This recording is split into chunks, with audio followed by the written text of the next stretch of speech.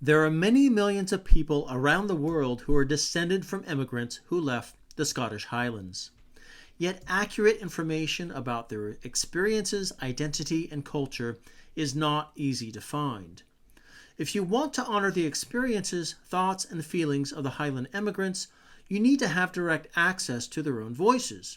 It is all too easy and too common for the stereotypes created by over 2 centuries of romance novels, tartanistic exoticism, and the military co-option of Highland symbols to overshadow the facts of the Highland Diaspora. The Highland Diaspora is an online course from Hidden Glen Folk School that addresses these issues. One common assumption is that Scottish Highlanders can and should be grouped together with other British immigrants, as if they all shared the same history and identity, despite centuries of inter-ethnic conflict between the English and their neighbours.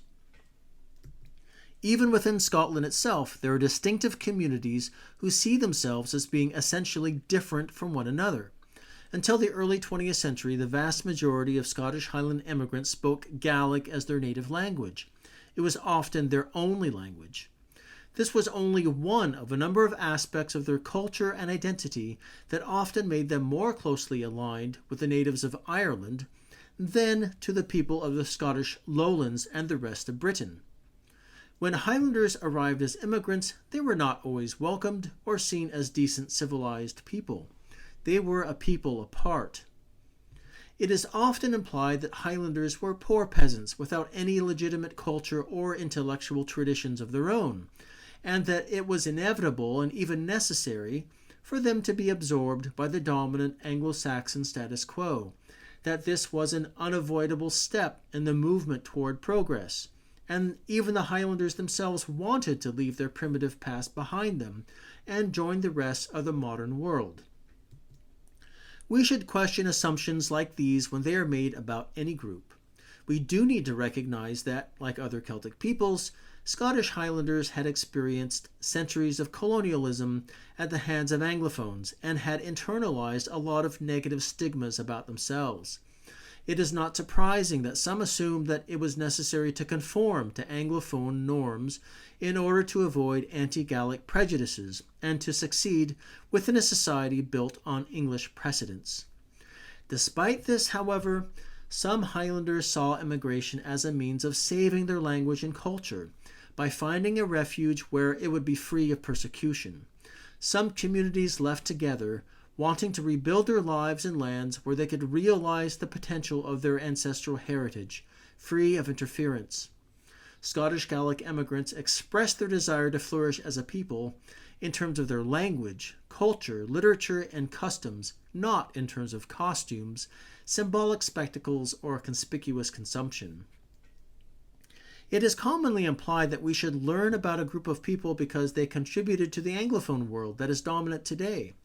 Some will assert that the study of Scottish Highland immigration is relevant because people of Highland origin invented gadgets or wrote books or music or founded cities or started businesses that continue to play a part in our lives today. And indeed, there are many examples of this. I have a different take on why studying this history is valuable, however. People have the inherent right to be appreciated for who they are and what they have achieved, and especially those things that they consider to be valuable, regardless of whether or not it meets the approval of the dominant group. Scottish Gaelic is a beautiful and eloquent language, but the Anglophone authorities denied communities the tools to sustain it. The literary tradition is the jewel and the crown of Highland heritage and was cultivated by immigrants, and yet it is seldom recognized.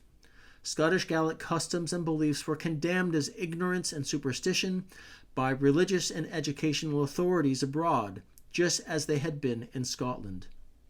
These issues caution us that we shouldn't interpret history exclusively through material or racial lenses.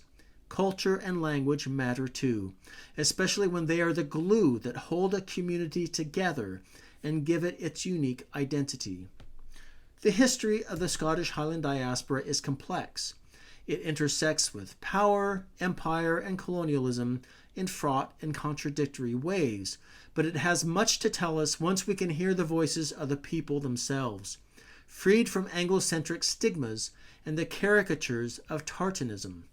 Understanding the history fully can help us to appreciate the challenges faced by all immigrants and exiles, the complexities of identity, and the competing forces that continue to impact society in the present. It also helps us to dispel the false and harmful myths that distort Scottish Highland heritage.